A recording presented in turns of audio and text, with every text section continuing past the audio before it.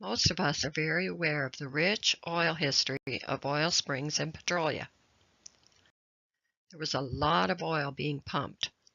What to do with it? Refining it into lamp oil and asphalt was the plan. The problem was that the refineries were in London or Sarnia, and the roads between oil springs and the new railroad in Wyoming were often a quagmire. The mud in the area is firm like concrete in the dry weather, but in rainy seasons it was near impossible for a team of horses to drag a sledge through it. Malcolm Cameron was a Sarnia businessman who gathered some investors together to build a road from Sarnia to Oil Springs and on to Florence. The city of Sarnia put up half of the $40,000 cost. Teams of men went along the route and felled trees, setting them into what would become the roadbed.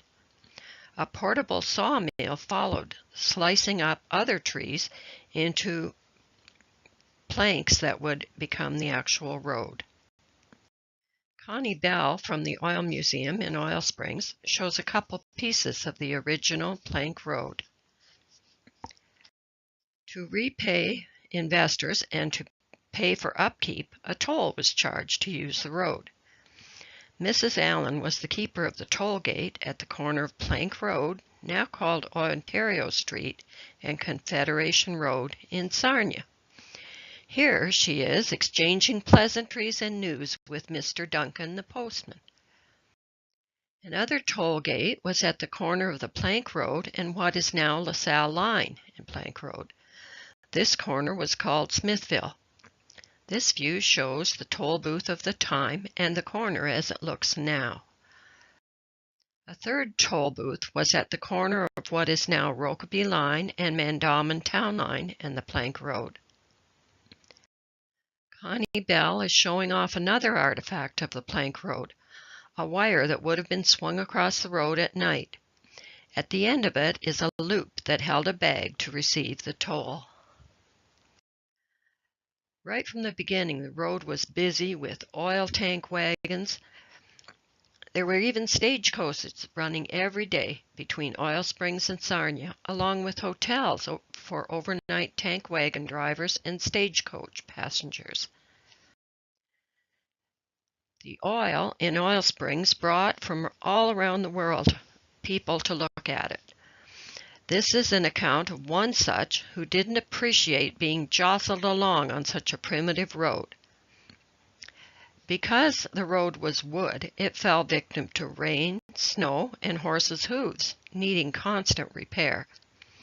The section between Rokeby Line and Courtright Line was eventually closed because of the immense cost of upkeep. That section also had bridges over Bear Creek, which flooded with some regularity. Another interesting intersection along the Plank Road is the one at the corner of Modeland, Kimball, Plank, and Churchill. Locally, it has been known as the Beehive Corner because it was so busy. There were a couple of churches, a school, a dairy farm, and a hotel. Salvation, education, damnation, and cultivation. This slide shows a marker on what was once the dairy farm, listing all the owners over the years. In the 1950s, the Plank Road was purchased by Lambton County and graveled. An overpass was also built over the railroad tracks at Indian Road in Sarnia. The circle at the end of the red arrow shows the intersection before the overpass.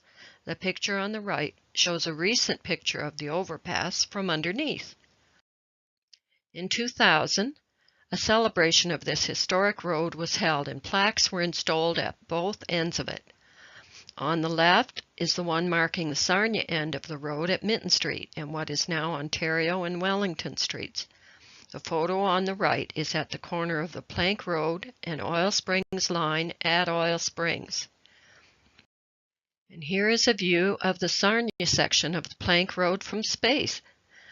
That is the line between the two red stars. The road continues to serve south central Lambton County and the oil industry.